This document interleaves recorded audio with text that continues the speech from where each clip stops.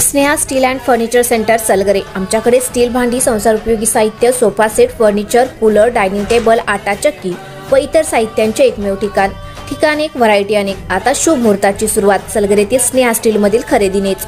वाजवी दर, सजवा फर्निचरने तुमचे घर। सर्व साहित्यावर बजाज फायनान्सची खास सोय उपलब्ध। स्टील भांड्यांना 5 वर्षे गॅरंटी, तर फर्निचर साहित्यास किडवाळीपासून लाईफ टाइम वॉरंटी। खात्रीशीर खरेदीसाठी मिरज पूर्व भागातील एकमेव ठिकाण Sneha steel and furniture centre Salgare. आमचा पत्ता रवींद्र वस्त्रनिकेतन शेजारी सलगरे। संपर्क 90 96 25 91 38।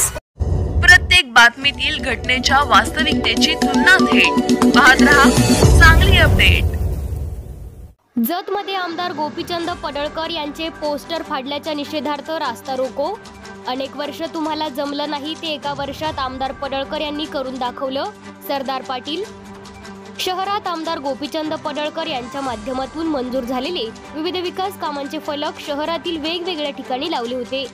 ते फलक अज्ञाताने फाडले असून सदर व्यक्तीविरुद्ध त्वरित गुन्हा दाखल करावा या मागणीसाठी आमदार गोपीचंद पडळकर समर्थक मोठ्या संख्येने उपस्थित राहून जत विजापूर गुहागर राष्ट्रीय महामार्ग महाराणा प्रताप चौक येथे रास्ता रोको आंदोलन करण्यात आले। यावेळी बोलताना सरदार पाटील व अण्णा भिसे काय म्हणाले ते पाहूया। विकास पुत्र आमदार माननीय गोपीचंद पडळकर साहेबांच्या माध्यमातून गेले वर्षभर झालं विविध योजनांमधून निधी येत आहे। मग त्यामध्ये प्रामुख्यानं जत शहरात असणारी नळ पाणी पुरवठा योजना, ग्रामीण भागामधील आपण जे विस्तारित मैशाळ योजना, ह्या सगळ्या गोष्टींचं काम गतीनं चालू आहे। पण फक्त मैशाळ योजना आणि पाणी पुरवठा योजना हे न करता पाठीमागचे आपण सगळे या तालुक्यातील लोकप्रतिनिधी बघितले असतील। मैशाळ योजना ह्यासाठी ह्याच्या वेगळं काही नाही।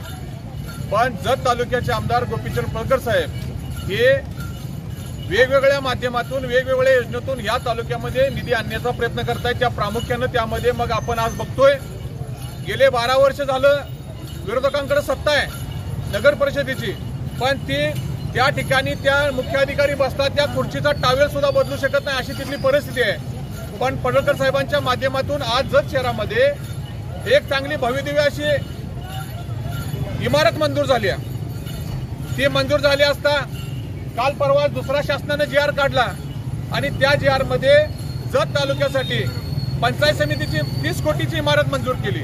म्हणजे सगळे प्रशासकीय जे इमारती आहेत, मग त्यामध्ये तहसीलदार असेल, प्रांत असेल, पंचायत समिती असेल, त्यानंतर मग इकडं नगर परिषद असेल, ह्या एका छताखाली आणण्याचं काम हे गोपीचंद पडळकर साहेब करत आहेत। पण हे काम करत असताना जे आता नवीन पुढे येणारी नगर परिषद असेल, जिल्हा परिषद, पंचायत समिती इलेक्शन असतील, ह्या इलेक्शनच्या माध्यमातून आपल्याला काहीतरी वेगळं दाखवायचं आहे म्हणून परवा काँग्रेसच्या पदाधिकाऱ्यांनी प्रेस घेतली आणि त्या प्रेसमध्ये त्यांनी सांगितलं की हे फक्त विकासाचं गाजर दाखवलं जातंय।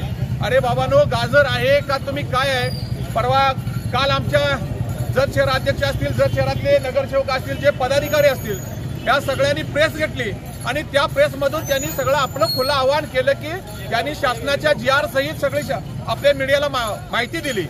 मग एका बाजूला विकास कामं होत असताना दुसऱ्या बाजूला मात्र रात्री अपरात्री अज्ञातांच्या माध्यमातून हे डिजिटल फाडण्याचं काम चालू आहे। ज्या ठिकाणी आमदार साहेबांचा फोटो लावलाय तिथं आमचं शासनाचा GR आहे, आमदार साहेबांचे मागणीचं पत्र, शासनाचा GR, अशा सगळ्या गोष्टी केल्या असताना ते पत्र फाडणं, आमदार साहेबांचा कुठं डोक्याचं असं काहीतरी भाग म्हणजे डिजिटलचा फाडणं, असं काम करण्याचा हे विरोधक प्रयत्न करतायत।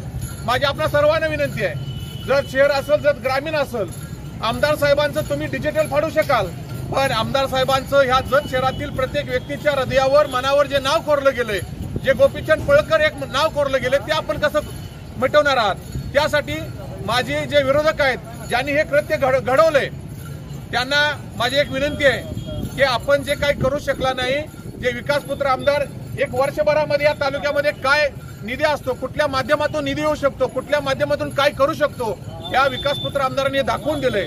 त्यामुळे माझी त्या विरोधकांना सगळ्यांना एक विनंती आहे की असल्या गोष्टी न करता तुम्ही ज्या काही चुकीच्या गोष्टी देता ते दाखवा आम्हाला, आम्ही नक्कीच त्याच्यावर अवलंब करू, पण चुकीच्या पद्धतीने करणार अशा सगळ्या गोष्टींचा आम्ही जाहीर निषेध म्हणून आज आम्ही इथे या ठिकाणी रास्ता रोको। विकासपुत्र आमदार माननीय गोपीचंद पडळकर साहेब यांच्या माध्यमातून जतचे विकास कामं होत आहेत आणि जत नगर परिषदेची इमारत व पंचायत समितीची इमारत हे आमदार गोपीचंद पडळकर साहेब यांच्या माध्यमातून मंजूर झालेली आहे आणि त्या मंजूर झालेल्या कामाचा बॅनर व त्याची जाहिरातीचे बोर्ड आम्ही जत शहरामध्ये लावले होते. काही विघ्न संतोषी लोकांना ते बघवलं नाही, त्यांच्या पोटामध्ये पोटशूळ उठलं आणि त्यांनी ते बॅनर काही ठिकाणी फाडलेले आहेत. त्याच्या निषेधार्थ आम्ही आज इथं रास्ता रोको आंदोलन करतोय. मला त्या विरोधकांना एक सांगायचं आहे, बाबांनो तुम्ही पोस्टर फाडू शकताय पण ती इमारत ही उभा राहणारच आहे. उद्या तुम्हाला त्या इमारतीमध्ये जाऊन तुमची प्रशासकीय कामं करून घ्यावीच लागणार आहेत आणि ती इमारत उभारल्याशिवाय काही राहणार नाही. आम्ही खोटी आश्वासनं वगैरे काही दिलेली नाहीत. इमारत तिथं उभा राहणारच आहे आणि तुम्ही त्या इमारतीतून प्रशासकीय कामांचा लाभही तुम्ही मिळवून घेणारच आहे.